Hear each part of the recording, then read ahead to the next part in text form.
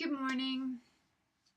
So I've decided that I'm going to make a couple instructional videos, things that I wish that I could have found when I was starting out with the chronic illness, I guess. I have a PICC line currently. I don't know that it's considered a central venous catheter, but anyway, it's a line. I'm just going to say it's a central line. And I also have a feeding tube. And I have had a lot of trial and error and searching to try to come up with a system of things that sort of move somewhat smoothly. And I wish that there would have been, if I would have Googled something, how to administer med, it would have popped up or something. So I'm going to create just a couple of videos explaining certain things that I wish would have been available to me. Maybe you'll find them helpful. Maybe you won't. I don't know. But so I'm just going to move forward. I kind of look like crap. I'm up in my art studio area. I thought I would have the lovely Miss Harlem join us because, she's a snappy dresser. And begin. So today I'm going to be covering how to give a med intravenously via my PICC line. It would also apply to a port that is already accessed, or a Broviac, or a Hickman, or any type of Grosjean tunneled catheter in the chest as well. I at one point did have a couple ports, but that didn't work out real well. Yeah. So I am not stripping, just so you know. I am going to get my line ready, or my line available, I should say. This is my line. I actually use a stat lock, but I also use a gauze underneath because the stat lock will make my skin blister really horribly. And I use this sock that is actually quite breathable. I have a lot of decorative socks, but these tend to actually allow my skin to breathe along with the IV3000. So I tend to, function over beauty, I guess. The fun socks that I have, I'm not always wearing. So anyway, I'm going to start the instructional video now, and I'm going to tilt this camera to show you the table that I'm working with. So this is the table that I'm going to be working with. On it, I have my Purell. I have my green Kuros cap because I'm going to cap off the line after. I'm not going to be running my saline just yet. I have my alcohol pads. I have my medicine to be infused. I have my glasses so that I can read the medicine that I'm about to infuse. I have a sterile needle to draw the med with, and I have a few flushes that are not sterile. And then I have my timer, and then I have some Zofran randomly. I also have IV Zofran, but I'm not going to do that today. So,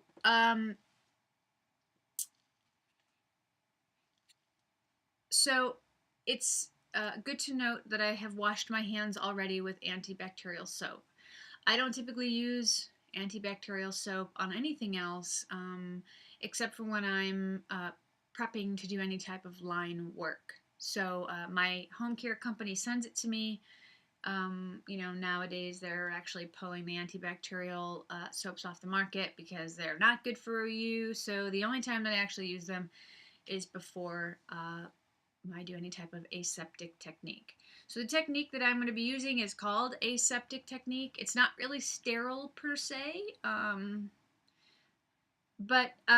yeah. So I'm going to walk you line by line. I have an extension on my PICC. It's not real attractive. I could probably tape it up here and hide it in this, little sleeve part.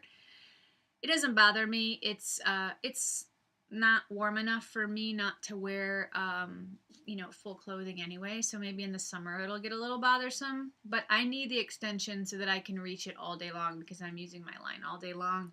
You know, whereas some people that are getting chemo or meds a couple times a week won't have the extension because they don't need to touch it or access it. Whereas I have daily saline that I use, daily IV meds, etc., etc. So let's begin. I always have to put on my glasses because because AAG, the disease that I have, has demolished my vision, my close-up vision. So the first thing I'm going to do is I'm going to use sanitizer. I'm going to pour a copious amount. So, in other words, a crap ton. And I'm going to get it all on my hands. And then, as you'll see, they're very wet. I'm going to leave them like that. I am not going to wave them back and forth because the way that antiseptic or the way that hand sanitizer works is the alcohol is what kills the germs. So if you're waving off the alcohol and it's evaporating, you're actually lessening the amount of bacteria on your hands that are being killed, because as it evaporates, so does its potential to kill germs. So I just leave it there and let it go. Next, I'm going to open up my flushes. These are not sterile flushes. There is one portion of this flush that is sterile, and it is between the cap and the tip. So in between there, that is a sterile portion. The rest of it is not. Now, they do make sterile salines on the outside as well.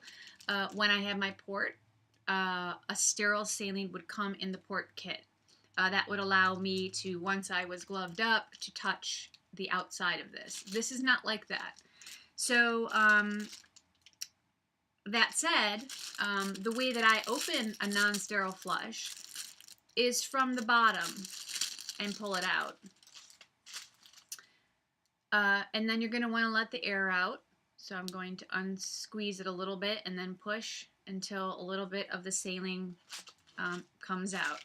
Now, I've seen some people pull these out from the top. I don't like to do that because there's that sterile portion up there. I don't want to introduce any kind of germs up there. So I'm going to pull it through the bottom so that I'm not touching that area, right? And potentially introducing anything in there. So I'm basically opening up my flushes. I have 3. If I were going to be using 2 meds or pushing more meds than 1, I would have 4. And so I've laid that all out. The next thing I'm going to do is get my alcohols out. I typically go through probably around 4, and I know that's a lot. I would imagine that some people could get away with just using the 1 over and over. I don't take any chances. I've had septicemia one time and I almost died. It was not from a line. It was actually from my hysterectomy. I had severe endometriosis and had 8 surgeries for that. And when they took my uterus, I developed an abscess that turned into a sepsis, and, I almost died. So I don't ever want to feel that way again. So I'm a little bit, I'm going to be a little neurotic about it. So, you may not have to be that way, but I'm just going to explain that that's why I do the things that I do. Sometimes I do them redundantly. So I'm just going to get these 4 ready. And my med to be infused. Now, these meds typically, this is a single dose vial. I do have multi-dose vials, and they do have multi-dose vials in Zofran and Benadryl, probably in a lot of drugs. The Zofran, I have had both. I currently have multi-dose vials, and those are stored in the fridge when you're not using them. So if I would have used that today, I would pull it out and let it warm up, or I would administer the Benadryl first, and I would sort of let it warm up as I was doing the Benadryl. Okay, so we got a cap. I want to show you how my layout is so far. So I've got these laid out. I lay them on top of the packages. I don't know why, but I just do.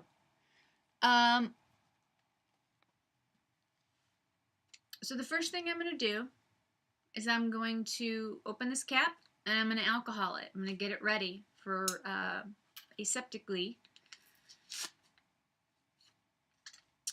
The way that I do that is I take my alcohol and I'm going to scrub the top of where I'm going to pierce it for 15 to 30 seconds. I do 15, 5, 6, 7, 8, 9, 10, 11, 12, 13, 14, 15. Now, I'm going to set that down without touching the top, and I'm going to now open up my sterile needle. I like to hold it by the end and hopefully pull this off without a hitch, and then I throw that over to the side. And then I have this, and I set this down, and I pull the needle out. Now, I leave that down on the table.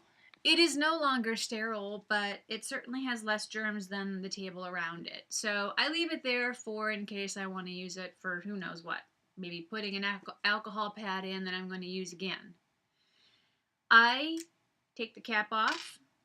I don't touch the needle. That is sterile.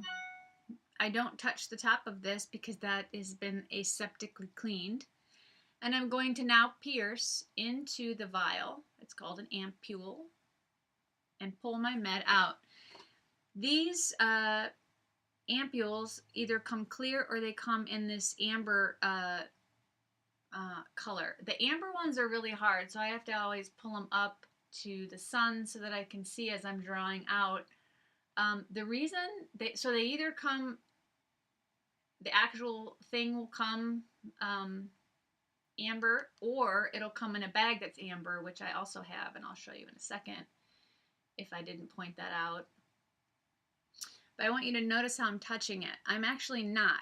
I've got my hand down here and I'm touching this, but I am not touching any of that sterile area, right?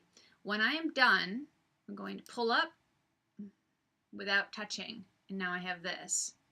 Now, I'm going to tap it to get any bubbles up, and I'm going to just set it face up on my table. The next thing I'm going to do is read the medicine and make sure that that is what I am expecting it to be. And I'm reading diphenhydramine. That is in fact Benadryl, and that is in fact what I am intending on injecting. So we're good there. I always check that because you never know. This is how I set my needle down. My nurse doesn't like that when he comes over. He usually likes to cap it. So like if we're doing IVIG, he will put this cap back on. Now the inside of the cap is supposedly sterile, but once I've taken it off and putting it on the table, I don't want to put the cap back on because if I stick myself, I'm okay. You know, the worst thing that's going to happen to me is I'm going to have to either get a new med or get a new needle. So I leave it sitting up. That's just the way that I do it. Now I'm going to get my line ready. I'm going to take the tape off. I have it taped down up here so that if it were ever to yank and try to pull the line out, you know, this would be sort of a reflex to stop. I'm going to take off my old Curos, and I'm going to get a new alcohol, and I'm going to scrub it for 15 seconds. The way that I scrub is I twist and scrub. Twist and scrub for 15 seconds. 5, 6, 7, 8, 9, 10, 11, 12, 13, 14, 15. I'm going to drop this alcohol back into that sterile area that I talked about that really isn't sterile. And I'm going to grab my first flush. Now, to note, I never touch that blue microclave, and I only sort of daintily take off the top because that's the portion that is only sterile in this specific flush. I stabilize against my chest before I hook up. Push and twist. Now, things to note. I always look at the line when I'm pushing something in to make sure that I've gotten all the air out. Okay, it looks like I have. I'm also going to check for blood return because it's the first time I'm using the line all morning. And there it is. Now, I've watched some people check for blood return and they pull it all the way into the syringe. Now, I've been taught not to do that because once the blood goes through the clave, you can't necessarily wash it all out by using more flushes, and that is an attractive thing for bacteria. So that's how I was taught to do it. So so there's that. So I don't do it. If there's one time I actually pulled a clot out into here with my blood, and I changed the entire clave out sterilely. So that is a connection. I'm going to leave that there, and now I'm going to bring my attention back to the needle that has this med in it, right? And I've already looked and read that it was diphenhydramine. That's exactly what I want it to be. I take my alcohol and use it to get the needle off. Some people put the cap on and do it.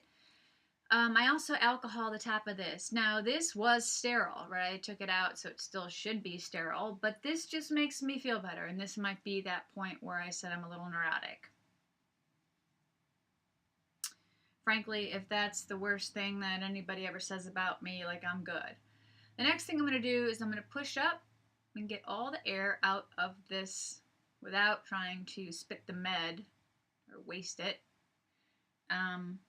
I'm going to grab my line and I'm going to connect the two. So I'm twisting, not touching, anchoring,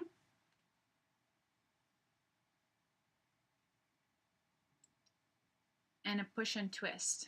Now, I locked my line, so I'm going to open it back up. Now, before I start pushing the med, I'm going to engage my timer.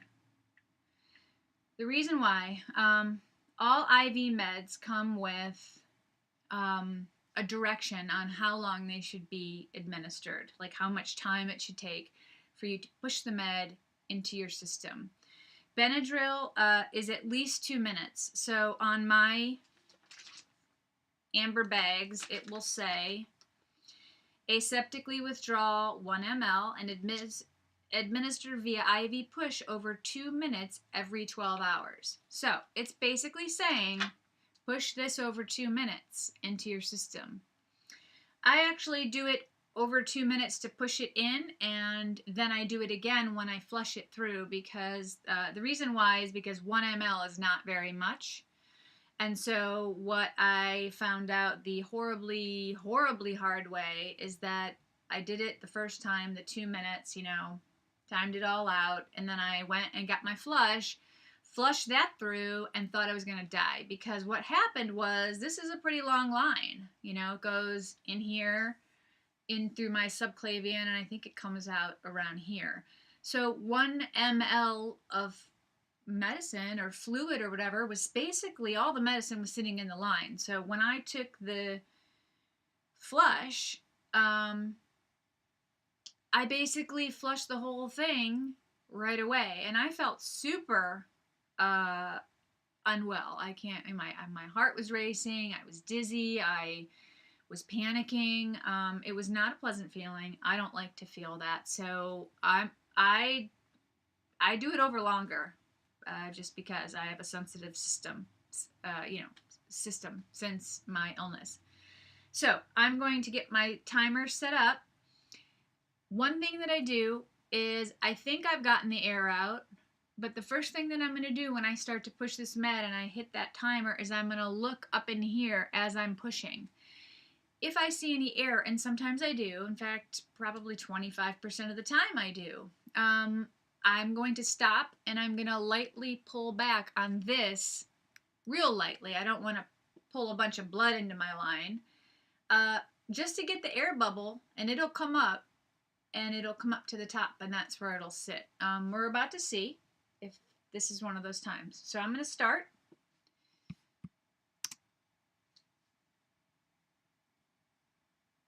And it's not. It's going well. So I'm going to do this over 2 minutes. It's kind of boring. You know, some people use one of these syringes, you know, push a couple mLs out, switch their needle over, and put their Benadryl into this or their other meds. They mix it with the saline, which is fine. I don't do that, and the reason I don't do it, so I just sit here and do the 1 ml super, super slow. The reason I don't do that is because this is, in my opinion, another potential for contamination. This is not sterile. The only sterile part was this part, right? And that's blown once the lid's off. So I am using this syringe was sterile. The whole thing was sterile. And so inside of it is also sterile. And so I trust this because it came in that package, right? This was what was attached to the needle. So I don't want to enter in another syringe that potentially could, you know, introduce bacteria into my line. I'm okay with the 1 ml and doing it super slow. And it is kind of a pain in, you know, it's like you just sit there and like, what are you doing? You know, what are you going to do? I'm not heavy-handed. I'm pretty gentle. You know, and I can hang out with Harlem here. She's a little shy. I'm sorry, she's pretty quiet. She needs her coffee in the morning. She's not really awake yet. But anyway, we're actually at 2 minutes.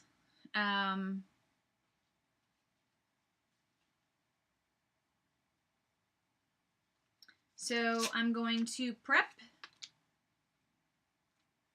twist, alcohol.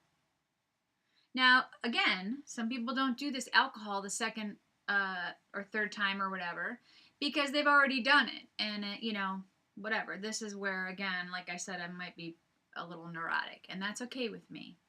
I'm good with that. Notice how I'm holding this. I'm actually never touching that blue thing when it's open. Or this, right? I'm letting this dry. Anchor, push, twist. Now I'm going to hit lap because this is actually where the 2 minutes counts. I'm going to again see if there's any air that goes in the line. And I'm good. So I basically just sit here for 2 minutes and I push this med. And I make a notation where it starts, right? So right around at 10 and so right around at 9, that means the med has entered my body. Now, as I push Benadryl specifically, I will feel like sort of this weird sensation, and maybe it's a little bit of warmth in my throat. That tells me that the medicine is going in and I actually need to back off a little bit or at least wait a second, right? For that to assimilate into my body, because that is the feeling that when I pushed it originally way back in the day, I pushed it too fast and that happened extremely, and my heart was racing and I was sweating and I was panicking. I felt pretty like I was going to die, kind of. So I don't want to feel that way. I'm at 1 minute and 15, so I've got like a little bit more to go. Oh, I don't know if I said, but this is the amber packaging that my meds come in. All of them, actually, all my IV meds. So whether or not your ampule is amber, your packaging will, and you're supposed to, of course, store it out of sight of light. Now, I will say that if this were a multi-dose vial, I would not be handling it the way that I am. If I pulled this out of my Zofran, and I'll eventually do a Zofran one, I would have aseptically drawn it out and then not touched the top at all, dropped it back in the box, put it in a baggie, put it in the fridge. And when I go back to use a multi-dose vial again, I alcohol probably for 30 seconds at that point, because obviously there's bacteria in the fridge, etc., etc. One thing to note is these ampules, all of the IV meds are going to come with this, it's like rubber at the top, and it's designed to be easily pierced, but it also, I was told this, I don't know if it's true, that it draws, like, if there were bacteria, right, let's say on the needle, as I pierce it, the idea is that this rubber would potentially stop it. It's like a deterrent, right? So let's say I'm using my needle, I pierce it, and it has some kind of bacteria on it. Chances are good this would be the first line of defense at stopping the germ to actually enter the med. So I think that's pretty awesome and ingenious. So I've actually hit my 2-minute mark, right? And I'm around 8, so I can flush this through now.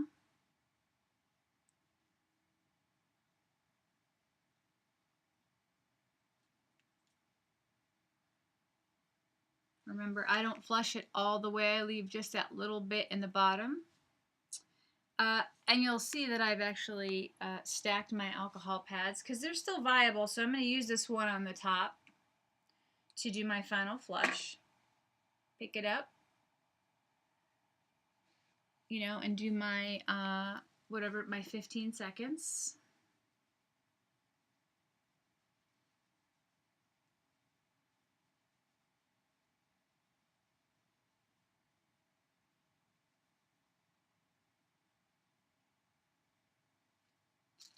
Not touching it, not touching it. I'm going to pull this cap off. This is now drying, right? The alcohol's evaporating. I'm going to anchor, push and twist. Now, this is my last flush. Now, if check it again for air, and we're good. So I'm just going to press it all the way through. Now I'm going to clamp my line, and I'm going to put on my Kuros cap, which is right here. These alcohol caps come in many different colors, manufacturers, just like any of the medical supplies do. My hospital uses these, but they don't. My home company doesn't provide them to me, so I buy them, and they end up being like 15 cents per. So it's kind of expensive. But this is still hooked up, so, that still should be aseptic. So the way that I do this is I don't want to touch anything, right, that is aseptic, like that is as germ-free as possible, right, without being in a sterile environment. I'm going to pull this off and hold it by the side, and I'm going to inspect it. Then I'm going to twist, drop, and again anchor and press. Now, notice how I'm doing that. So, with these Kuros caps, you're going to get, if you buy them or you get them or whatever, however you get them, you're always going to get at least a couple that the alcohol has dried up somehow, right? So it was compromised when it was put on or whatever. The way that I know that it's still that's a good amount is I look at it and see if I can tell. And then when I put it on real tight, and I sort of go like this around the edge, and usually alcohol will have seeped out, right? Because it overflows it. And I check by doing that. That tells me that there's ample alcohol until, that's helping this microclave stay relatively as germ-free as possible.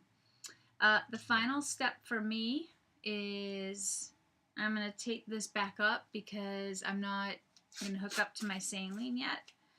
I'm using a specific type of tape that I love. I am just going to create sort of a loop. Now, extensions are long. When I had my port, I actually had an extension to that too. And I ran, so that's how mine goes until I hook up.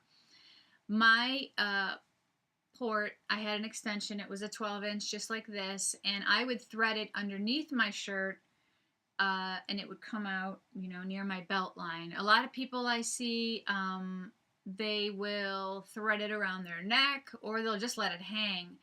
To me, the letting the hanging, I always kind of cringe when I see it because what if it gets yanked? If it's a port, it'll just yank the needle out of the port, and and it'll also pop your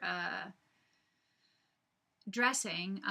But that would probably be the least worrisome. If you have a Hickman, which is or a Broviac or some type of tunnel catheter that's always, it's basically a tube, and that gets yanked on. Let's say it's hanging out like here, and you're doing whatever, and it gets yanked and it yanks out, you're kind of SOL. So I like to secure all the things, like my tube, my line. I always give it a line of defense. I have it taped up here, right underneath where it connects, so that if it does get yanked, it's going to pull on this and alert me, hey, body, stop moving, or whatever. And I do, and it's worked for me. Now you'll see that I have all this medical waste. The only thing that I drop in the sharps container is this, right, that holds my needle. I recycle all these flushes. Now, my home company will say drop these in the sharps bucket, but they have not touched any of my bodily fluids, so I recycle them with the hope that they will recycle them anyway. I don't know what the law is. I should probably find that out. I could be doing this all in vain and actually creating more work, but I'm hoping that's not the situation. Yeah, so that was my video on drawing and administering a med through a venous catheter in an aseptic technique. So, I don't know. Let me know what you think, and have a good day.